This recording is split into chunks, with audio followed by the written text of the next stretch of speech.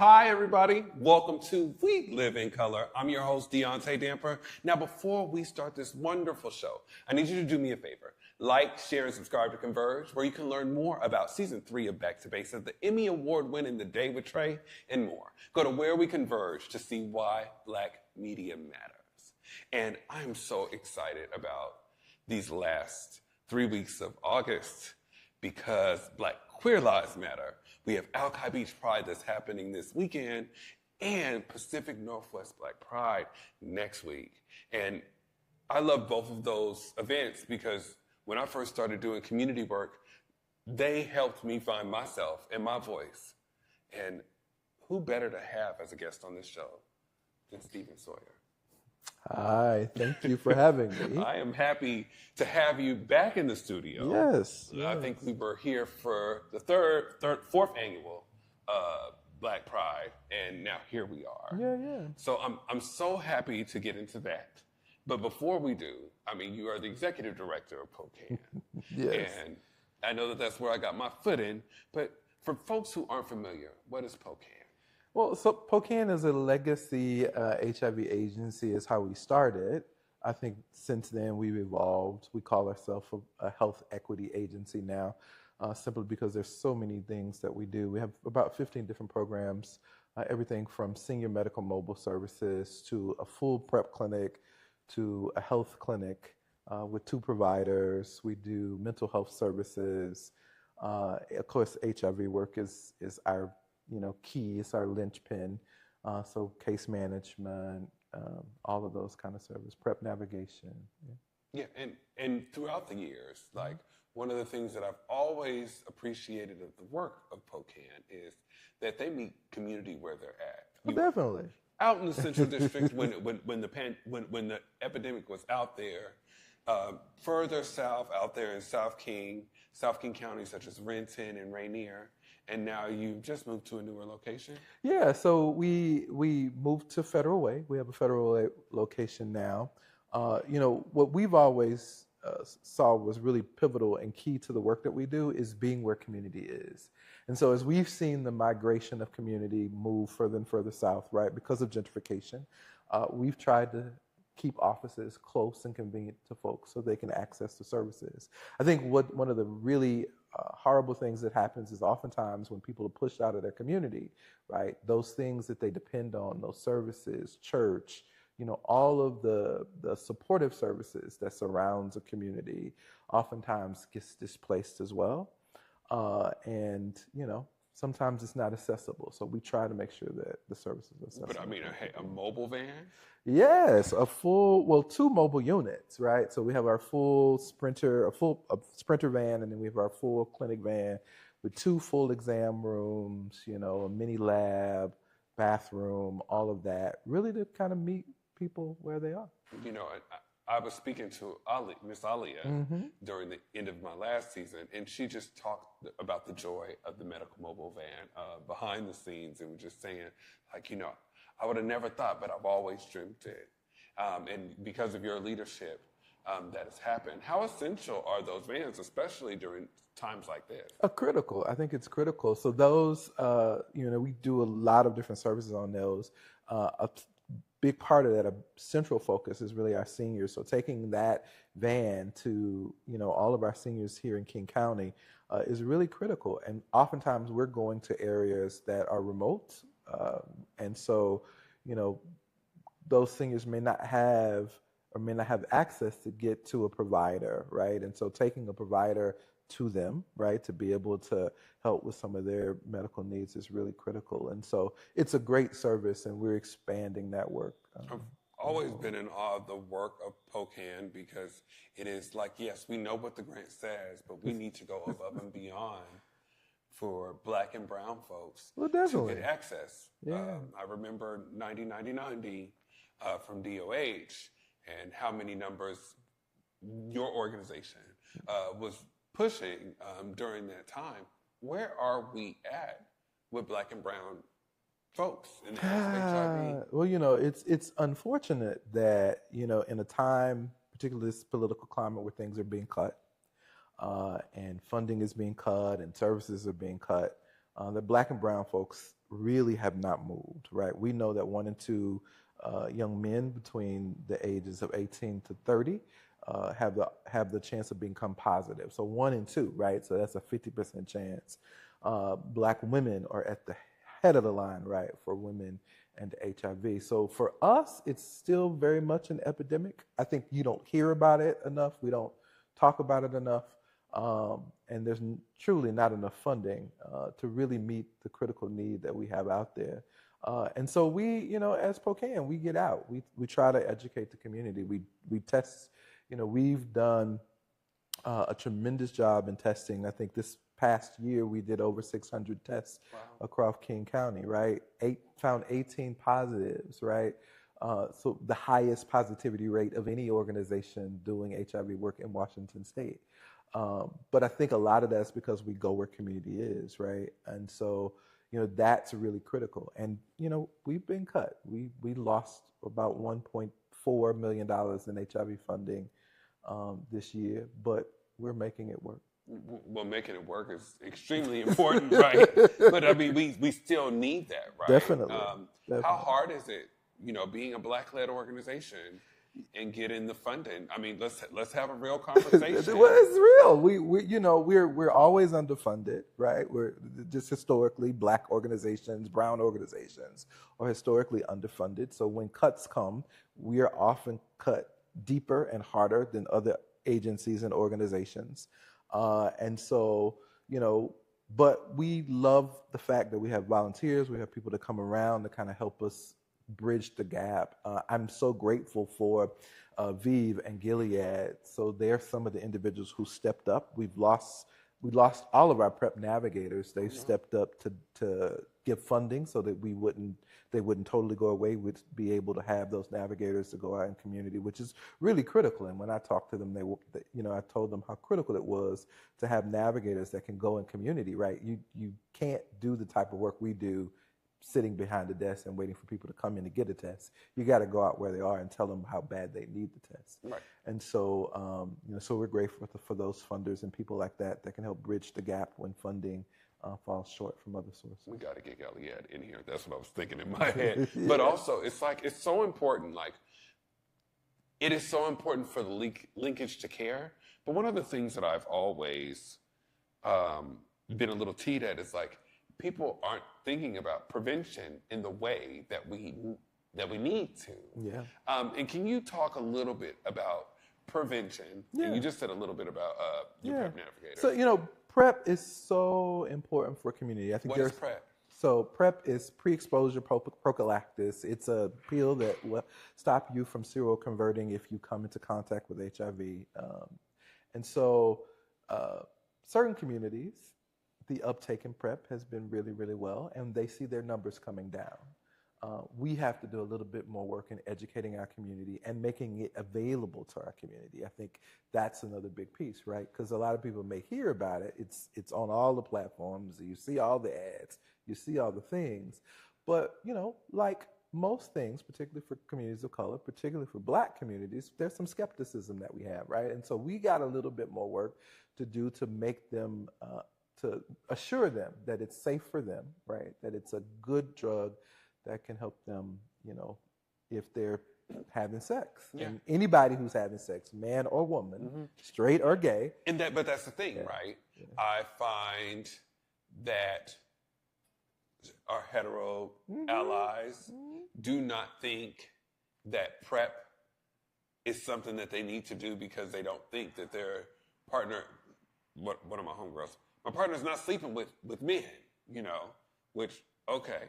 But well, it's not a gay disease. Exactly. It is a sexually transmitted disease, and anyone who is having sex could possibly come into contact with HIV. Yeah. And so for anyone who's having sex and not using condoms or other means of protection, PrEP could be for them. Yeah, and we need to make sure that community members get access to that. And I know that that'll be part of some of the discussions that you will be having at Pacific Northwest Pride. Definitely, so always. When we come back from break, we're going to talk about the 7th annual Pacific Northwest Black Pride. You're watching We Live in Color.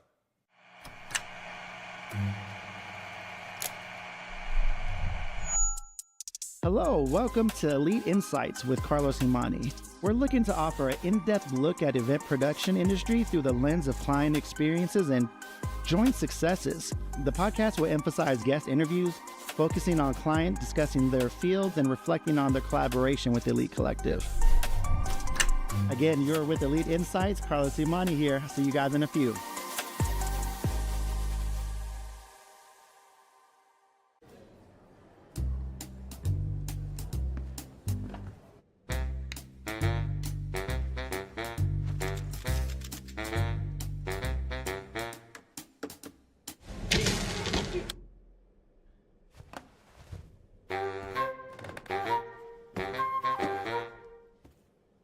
Starters. Starters. Hey, besties! What is a bestie? I like you. Okay. She's fun. It's about to be a good time! She's always looking out for you. Since you're my bestie, I will handle it for you. She makes you think. Here to uplift and empower. She's always encouraging. You are that girl! Chelsea Edwards, your bestie in daytime. I get the spiritual moments. Chatting with Chelsea.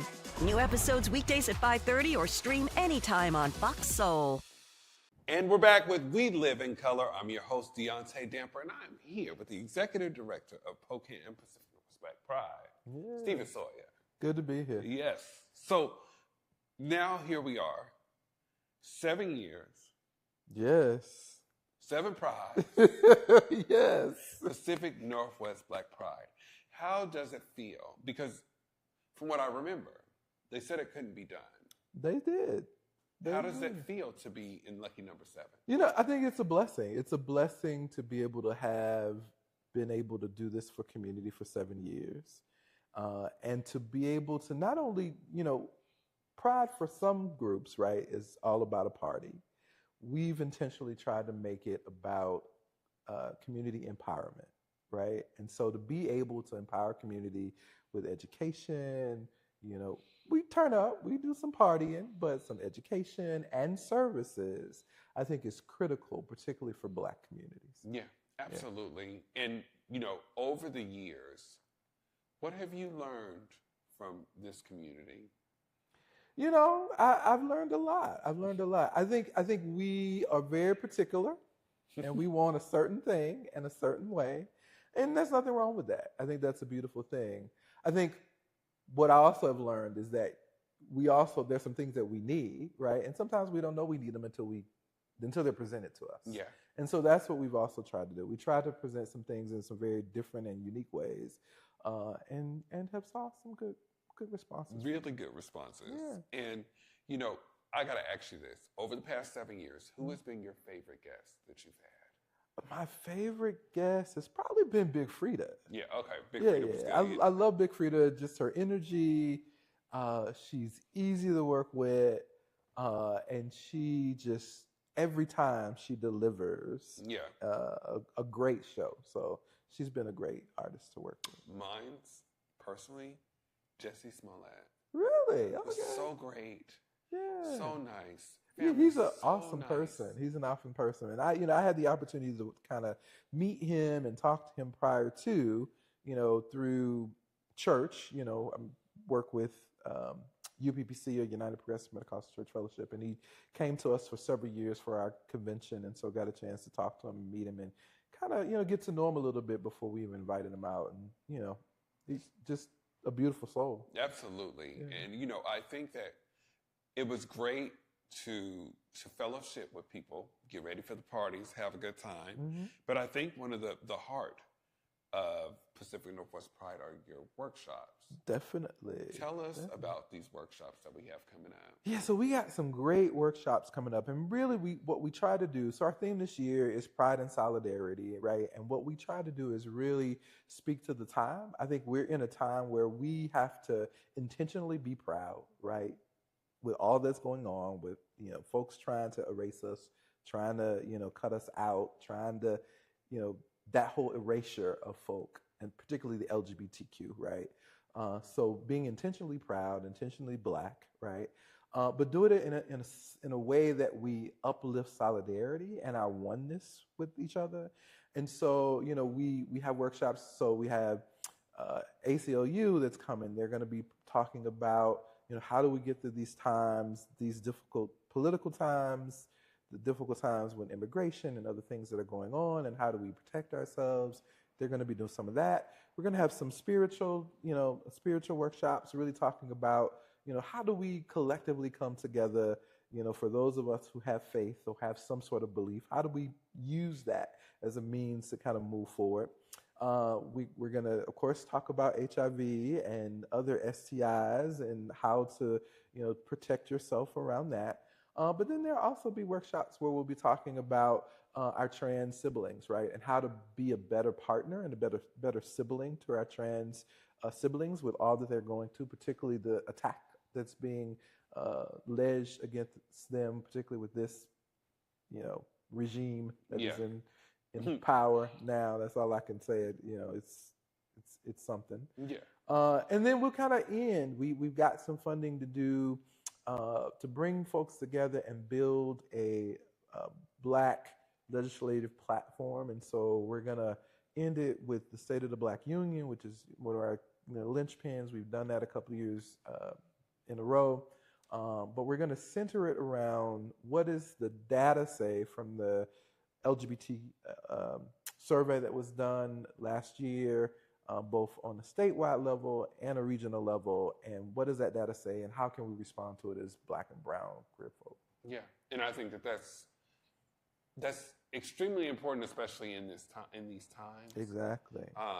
Being able to put on these functions, I think that people have to understand, like, yes, community folks are organizing, but in between, it is a struggle to even get to we're trying to get to the promised land ourselves.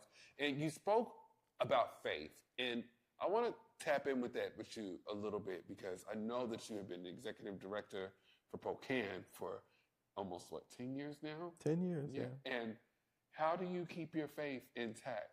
How is your faith? Well, I have a strong faith. I am ordained a bishop in the United Progressive Pentecostal Church Fellowship. In fact, I am the second presiding bishop in our fellowship. So strong faith, deep prayer life, and people around me, right, who continue to pray and lift me up. I think if it was not for faith, I couldn't do this work. I look at the work that I do with POCAAN as an extension of my ministry. Because to me, truly it is, right? The work of lifting up folks, providing medical services, providing the things that they need, I think is really part of, again, an extension of my ministry. Absolutely. And, there are probably some executive directors, some folks that are organizing pride events that are probably going through it, right? Exactly. What is some advice that you can give to some folks? I think whatever their faith tradition or whatever their faith belief is, I think you've got to keep a positive attitude, right? That's first. Keep a positive attitude, pray, meditate, call on that higher power. I think that's critically important. Carving out time to do that. I try to do that in the mornings when I go work out. I turn off my phone, I silence it, I listen to gospel music, do my workout. It centers me. But I also think we have to realize and tap into the power of the ancestors and realize that we're not going through anything that we haven't gone through before, right? That we've been here before and we've overcome. And so tapping into that power to know that, hey, they are with us. We're gonna come together in solidarity. We're gonna come together and build our forces together, and really tapping into that, right? We've been through this before. Our ancestors are there to help us cross this river, and there will be a crossing. We'll get to the other side. It's not going to always be this way. And keeping that in mind and keeping a positive attitude about where it is we need to be. And I think keeping a focus. I think sometimes a lot of the things that happen comes as a means of distraction and to take us off course, right? And I think we have to stay focused on what is the real thing, right? What is the real target? What is the real thing that we need to hit, and keeping a focus on that. That is real. Yeah. So y'all got that? I hope y'all wrote that down. So I want to get into some more things, and we're going to do the We Live in Color tribute when we come back. You are watching We Live in Color. Home. Home is your domain, where you know every inch like the back of your hand. A place that brings out your protective side. And a place you'll always stand up for. Going, it will fly away! Because what's inside is the most valuable thing in the world. Your family. Mariners baseball at T-Mobile Park. Welcome home. They're going crazy here at T-Mobile Park. In Seattle, it's more than just coffee. It's community. At the station, we brew more than just your favorite cup. We brew connection. From Beacon Hill to Columbia City, we're a space for artists, activists, and everyone in between. A place to gather, create, and simply be. Whether you need a quiet place to work, a lively spot to meet friends, or just a moment to unwind, find your place at the station. More than coffee, it's home. Visit us in Beacon Hill or Columbia City. The station, where community happens. Here on Back to Besa, it's always been important to me that we uplift stories from across the region, and that no matter where you live in the nation, you never have to miss a moment of the show as we continue to highlight the beauty, excellence, and resilience of our communities across the Pacific Northwest. Why? Because representation matters. So no matter where you live, be it the Central District or Centralia, Portland or Pullman, or anywhere across the country, I encourage you to join me on this Back to Besa journey by downloading the free Fox Local app on your phone or smart TV as we continue to elevate the very best in our communities. Working with Ventureman has been totally different than working with a traditional bank. They're real, and they meet you right where you stand. I was recently funded, and that money has just changed the trajectory of what we're able to do and our output. This has been just more than just funding or a one-on-one connect. It's been an opportunity for us to really grow and connect and build roots within the community. As a small business owner, you need to put your faith into the right people, and they seem like good people to put their faith into. And welcome back to We Live in Color. And now I'm here with Steven Sawyer. And now is the time for the We Live in Color tribute. So, Steven, who has helped you live in color? Well, I want to shout out Dr. Renee McCoy, a phenomenal person all around. But I'll say Reverend Dr. McCoy, because she's also an ordained minister, a pastor. She's worked in the HIV field for probably 40 years. She's retired 3 times. She just retired again from ARTH, and she was their program director for the HIV services. But really has kind of taken the community under her wing. She calls everybody, nephew and niece, but have done the work really year after year and continues to do the work. Even in her retirement, she's talking about Sankofa and this religious arm and how to bridge, HIV services back with the religious community in a way that we did in the day. And so I shout her out, Dr. Renee McCoy. Thank you so much for all that you've done to contribute to the fight against HIV. And we love you.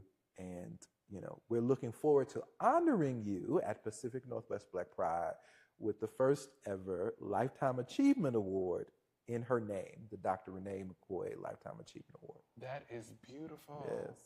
That is beautiful. And we love Dr. Renee. She was here at the beginning of season 3. And I think that one of the things that she is a big branch in our community tree. I spent some time looking at some of her old YouTube videos. And they are just, but it keeps me inspired. Definitely. And I think it's another reminder. You said she retired a couple of times, but it's just like the work will never be done until you're done. Yeah. It is always it's in us. That's right, it. not on us. That's right. It. And here we are. Yes. Here we go. Yeah. The Pacific Northwest Black Pride, the 7th annual. I want community to be engaged. So I need you to do me a favor, Steven. Look in that camera and let community know what they need to do. Give them the call to action. Yeah, so we need you to come out. We need you to come out and support like never before. We know for prides across the country, funding has been down. Ours is down like 43%, but we are pressing through, and thank God for a couple of grants and some other things. But on Friday night, we're going to do kind of an old school card game. You can come play spades, dominoes. We'll have a game truck. So for our first ever youth event in a big way. So we're going to rent a whole game truck so our youth and young adults can come and play video games and have a great time. It's also going to be our opening reception. That's Friday night. Saturday, all day at African American Museum. You do not want to miss it. We're going to open it up with a drag brunch. So brunch and mimosas. So you don't want to miss that. Come out and see that wonderful show. And then following that, we'll have a series of workshops that highlight community and things that we're doing across the city. Again, we'll have some HIV services or some trans workshops. We'll have workshops for our youth. And then after that, we're going to do our awards show. They're going to honor some phenomenal people in community. You can go to the website, www.nwblackpride.org, and see all of those names. This year, again, because funding is a little down, we're doing a 50-50 raffle. So we want people to go to the website and get your tickets for the 50-50 raffle. We're going to split that pot with one amazing winner. And the proceeds from that will help honor a young person with a scholarship this year. So we're doing some phenomenal things. We're also going to have our Sankofa mixer that for our African brothers and sisters that are in the queer space, queer community. We're going to have a special mixer for them and a special women's mixer. And then, of course, we're going to close Saturday night with boots on the ground, an all-white party. And you don't want to miss it. So we're going to turn up. And then Sunday, church service with liberation. And then we're going to close with the rooftop party like we always do. That was the most excited I've ever seen you. Oh, really? I mean, I just want to say, this is the most excited I've ever excited. seen. I mean, I'm excited. I know. I think a little bit of getting away to Africa has reignited some things, and so I'm excited about this. See, I wasn't even going to get into it, but now we can talk about it a little bit before we close. Yeah. How was Africa? Johannesburg, South Africa is amazing. It's amazing. And so to be able to just immerse myself in all that blackness and all that brilliance did a whole bunch for me. Absolutely. That is great. You know, before we get out of here, I just have to say 7 years ago, I walked into a space to get my medication because I didn't have any. And I walked out with a job.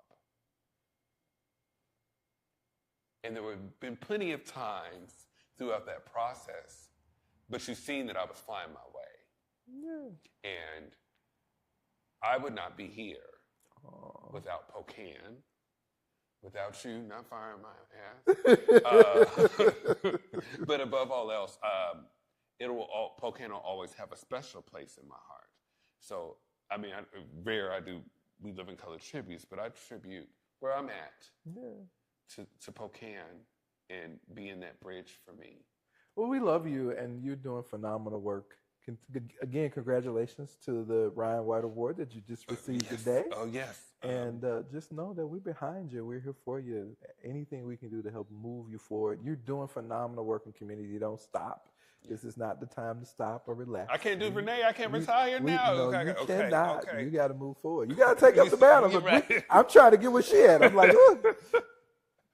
Right. Give me some secret because I'm ready to do the first retire. Maybe I'll do two. Okay. Thank you so much, Steven, Thank for you for coming having in me. today. And I can't wait for next week because it's going to go down. It is going to be lit. And thank you, community. Thank you so much for joining. Remember to tap in with Pacific Northwest Black Pride. But above all else, go to whereweconverge.com to tap in with us. And join us next Thursday for another episode of We Live in Color. I'm Deontay Damper. Have a blessed night and remember to walk with love.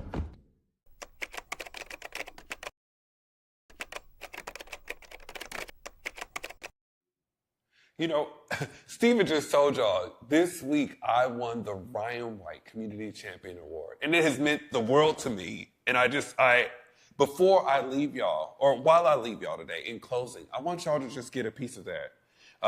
Being able to say that I'm a community champion, let alone continuing the legacy of what POCAAN has done, Miss Renee has done, Miss Aaliyah has done. I am so happy to be a part of that community compass. And I just want to share that journey with y'all. Remember to walk with love.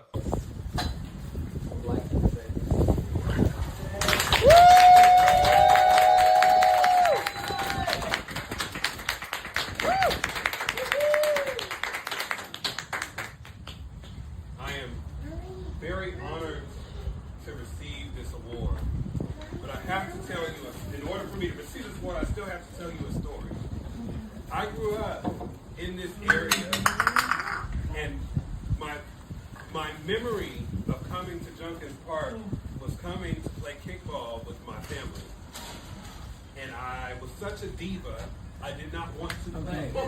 And my mother told me, she said, wait a minute, you have to get yourself together. Whether you like it or not, you're gonna play. You gotta play the game and beat the game. You're gonna win. And we did win. But 12 years ago, when I was diagnosed with HIV, I was talking to my mother and crying in the back seat of her car, just like I was crying here in Junkins Park, and she told me not to claim it. She wasn't telling me, she wasn't saying don't claim HIV. She was telling me to not claim the stigma and keep my ass in the game. That's right. So I hold this, not just for myself, but I hold it